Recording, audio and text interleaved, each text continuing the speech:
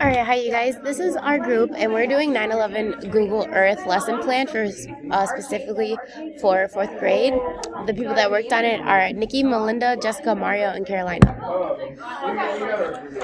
So for the objectives, we're going to use this website here. It's a timeline of everything that happened on 9/11, as well as another timeline of everything that happened during the recovery period. We're going to start with an introduction using the timeline and showing videos and pictures of what happened, and then having essential questions for students to learn what is going on throughout the lesson. We're going to introduce key vocabulary and model our lesson plan. Which is going to follow guided practice, which is going to lead us to independent practice. And we're going to use Google Maps to see the World Trade Center before and after the attacks.